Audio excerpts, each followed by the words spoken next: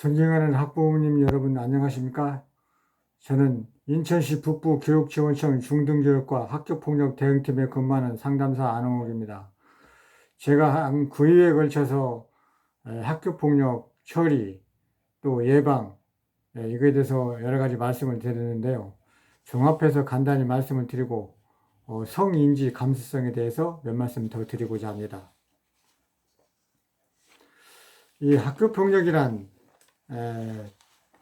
자동차 운전하고도 비교할 수 있겠습니다. 자동차 운전을 우리가 하다 보면은 잘 하려면은 우선 필요한 도로교통법을 잘 알아야죠. 또 그래서 준법 운전을 하고 또 준법 운전을 한다고 해도 또 본의 아니게 내가 가해자가 될 수도 있고 피해자가 될 수도 있죠. 그리고 또 코로나에도 비교할 수 있겠습니다. 요즘에 코로나도 나 혼자만 잘한다고 해서 그게 발생을 하지 않을 수 있는 거 아니지 않습니까? 때로는 내가 전혀 예상치 못한 그런 상황이 접할 수 있듯이 이 학교폭력도 잘 해도 본의 아니게 가해자가 될 수도 있고 피해자가 될 수 있다고 생각하면 되겠습니다. 우선 예방을 하려면은 자신의 자녀들과 소통하는 부모님이 되어야 할 것입니다. 그 소통하는 방법이 대부분 부모님들이 자기 자녀들의 말을 너무 맹신하는 경우가 있습니다. 학생들은 간혹 학교에서 일어나는 일을 사실 그대로 말하지 않고 또 선생님이 나한테 대하는 걸 사실 그대로 말하지 않고 또 약간 숨기거나 또 왜곡해서 말하는 경우가 들어 있습니다. 근데 학부모님들께서는 자기 자녀의 귀여운 자녀의 말만 그대로 믿으시고 학교를 원망하고 학교 선생님이 잘못한다 이렇게 말씀하시는 경우를 제가 많이 봤습니다. 얼마 전에 상담했던 학부모님도 자기 아들이 계속해서 학교 폭력을 여러 번 했는데 그분 하시는 말씀에 이런 말씀을 하시더라고요. 학교가 아이들을 가르치는 전문가들만 모여있는 그런 학교인데 내 자녀가 좀 못하는 애들이 있더라도 그걸 다 잘하는 게 전문가들이 모인 선생님들이 해야 할 일인데 왜 전부 처벌만 하려고 하느냐 이렇게 원망하시는 학부모님이 있더라고요. 그런데 그 내용을 잘 들어보니까 자기 아들이 집에 와서 말할 때는 그 사실대로 말을 하지 않기 때문에 부모님이 그걸 굉장히 왜곡해가지고 학교를 원망하고 그러다 보니까 학생은 또 학생대로 삐뚤어지고 이런 걸 봤습니다. 심도 있게 제대로 된 소통을 하면은 우선 가해나 피해나 예방의 하나의 최선의 방법이 아닌가. 그래야만이 숨겨져 있는 어떤 내면을 찾아낼 수 있는 그런 소통 능력, 통찰 능력 이게 있어야만이 사전에 예방할 수 있다고 생각합니다. 그 다음에 이제 기왕에 그렇게 해서 예방을 하면 좋지만 또 어쩌다 발생했으면은 이것이 누누이 말씀드렸지만 이것이 중요한 사안이냐 가벼운 사안이냐 두 가지로 나뉜다는 겁니다. 가벼운 사안은 학교장 자체 해결제로 처리하도록 했고 중요한 사안은 교육지원청에 설치된 심의위원회에서 심의를 받도록 되어 있습니다. 그럼 중요한 사안이라는 것은 우선 이게 얼마나 심각한 사안이냐, 지속적이냐, 또는 보복행위냐, 그 다음 어떤 피해가 2주 이상의 상해가 발생했느냐, 그 다음 재산적 피해가 있느냐 없느냐, 또는 그 재산적 피해를 바로 복구했느냐 안 했느냐, 이렇게 나눌 수가 있습니다. 그래서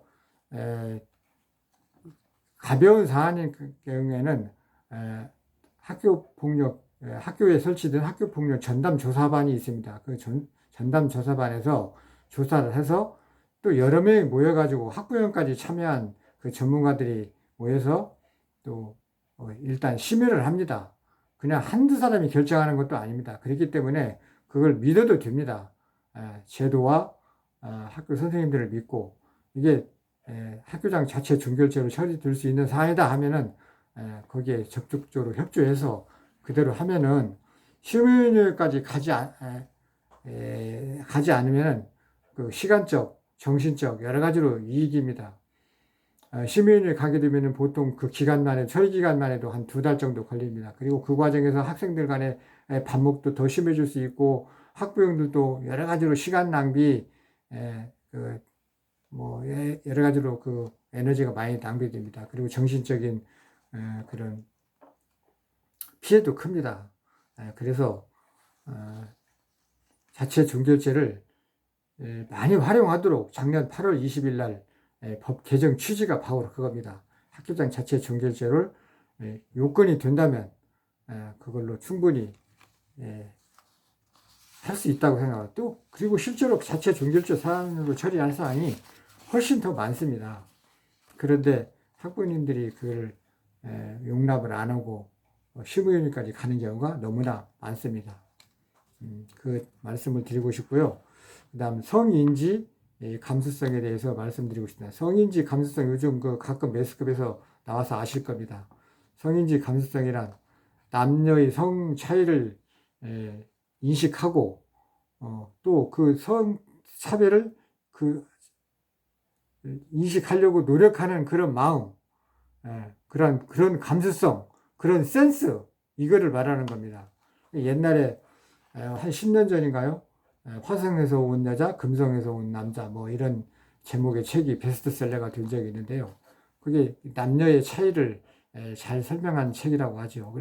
그래서 그 결혼식장에서 주례 선생님들이 자주 인용하는 그런 말이기도 한데요.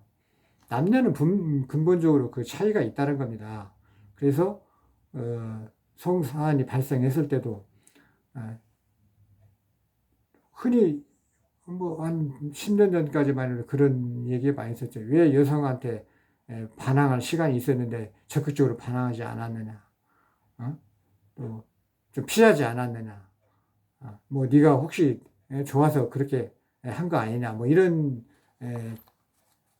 그런 질문을 하는 일이 있었었죠. 근데 이런 걸 확 바꿀 수 있는 계기가 그 미투 운동에 의해서 이게 좀 인식이 바뀌게 됐고, 또 대표적인 게 안희정 씨 사건에서 처음에 1심에서는 무죄가 됐지만 2심에서 성인지 감수성을 적용해가지고 유죄를 해가지고 법정 구속하는 그런 사례가 있었죠. 그 뒤로 지금 많이 사회가 그 성인지 감수성에 대해서 좀 알고 있지만 아직도 모르는 학생들이 있습니다. 특히 남학생의 경우에는 새로운 기사도 정신이라고 할까요? 이런 걸 좀 많이 가르쳐야 됩니다. 옛날에 가부장적 사회에서는 남자가 뭐 그럴 수도 있지 뭐, 뭐 남자가 설거지 하는 거 못하게 하고 이런 그런 사례가 있었죠. 지금은 그렇지 않죠. 남녀의 그 차이, 제일 대표적인 게 어떤 스킨십이나 이런 거 할 때도 여성이 침묵할 때, 대답 안 할 때, 예스냐, 노냐, 오케이 이걸 말하지 않을 때, 침묵할 때 그걸 남성들은 대부분 그걸 인정하는 걸로 착각을 합니다. 그게 아니라는 겁니다. 침묵은 분명히 거절이라는 겁니다. 이거를 확실히 가르쳐야 됩니다. 그리고 옛날 기사도 정신이라는 거는 뭐 칼을 뺄 때 여성이 다치지 않기 위해서 여성을 우측에 세워서 갔다는 그런 중세의 기사도 정신이 있었지만 지금은 또 새로운 기사도 정신을 배워야 합니다. 첫째, 아까 말한 성인지 감수성을 안다든가, 그 다음 뭐 계단을 올라갈 때는 남성이 먼저 올라간다가, 내려갈 때는 여성을 앞세워서 내려간다거나, 또 엘리베이터를 탈 때, 뭐 낮에 같은 때는 괜찮지만 심야에 엘리베이터를 탈 때는 여성이 얼마나 공포스럽겠습니까? 남성이 타면은. 그래서 여성 먼저 가도록 하고 조금 있다가 자기가 뒤에 엘리베이터를 타고 간다든가, 또 길거리 지나갈 때도 여성 뒤에 바짝 붙어서 따라가면 여성이 얼마나 불안하겠습니까?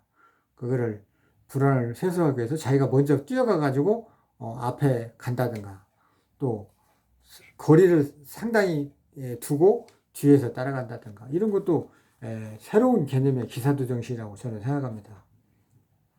그리고 건전한 시민으로서 지켜야 할 공중도덕, 이것도 현대적인 기사도정신이라고 저는 생각합니다.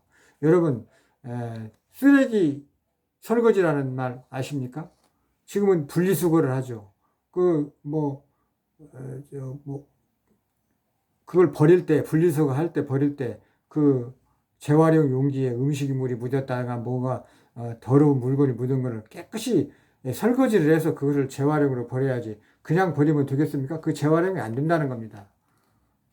그런 것도 현대적인 개념의 기사도 정신이 아니고 시민 정신이고 이런 거를 가정에서 꾸준히 가르쳐야 됩니다. 그 다음 마지막으로 이제 감사하는 마음입니다. 저는 버스를 탈 때 그 기사님한테 반드시 인사를 하고 탑니다. 특히 아침 새벽이나 밤늦게 이런 때는 얼마나 고생합니까? 그러면 기사님한테 수고하십니다. 안녕하십니까? 항상 인사를 하는 습관이 있습니다. 늘 감사하는 마음이 있어야 합니다. 이 세상은 나 혼자만이 살아가는 게 아닙니다.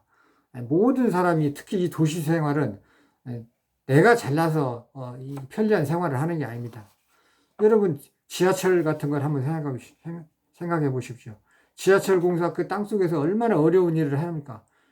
저도 그 지하철 공사하는 거 보면은 어떻게 저렇게 땅속에서 저런 공사를 해서 기차가 다닐 수 있게 할 수 있을까? 너무나 감사합니다. 나보고 하라면 그거 절대 주고도 못합니다. 그런 맥락에서 그 지하철을 만든 사람에 대해서도 감사해야 되고 또 지하철을 운전하는 분한테 감사해야 되고 그 시스템을 작동시키는 모든 분들한테 감사하는 마음을 가져야 합니다. 그런 감사한 마음을 가짐으로써 상대방을 존중하고 배려할 줄 알고 건전한 사회 구성원의 하나가 될 수 있을 것입니다. 여러분 이번에 코로나 사태로 인해서 우리가 느낀 바가 많습니다. 나 혼자만 잘한다고 해서 되는 그런 사회가 아니라는 걸 우리가 알았습니다. 우리 과학 문명이 아무리 발달했지만 어느 한순간에 무너질 수 있다는 그런 위험한 사회에 우리가 살고 있다는 그런 사실을 알게 되었습니다. 마찬가지로 사회생활이 모든 생활이 그렇습니다. 나 혼자만 잘한다고 되는 게 아닙니다. 학교 폭력도 마찬가지입니다. 내가 잘해도 또 예기치 않게 우연치 않게 가해자가 될 수도 있고 피해자가 될 수 있습니다. 그런데 서로 협소해서 누군가는 양보를 해야 완전한 해결이 되는 거지 아무리 법 제도가 좋아도 그대로 매끄럽게 될 수는 없습니다.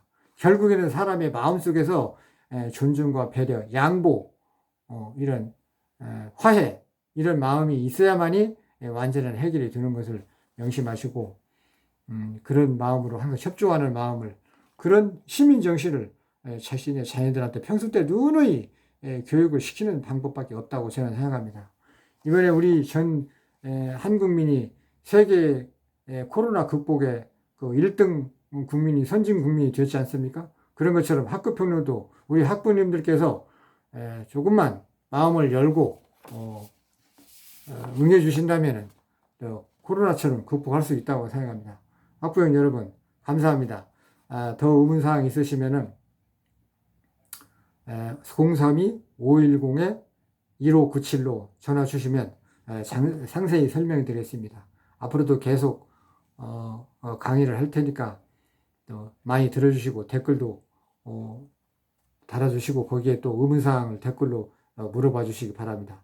학부형 여러분들 코로나 극복했듯이 우리가 학급폭력도 반드시 극복할 수 있다고 생각합니다. 고맙습니다.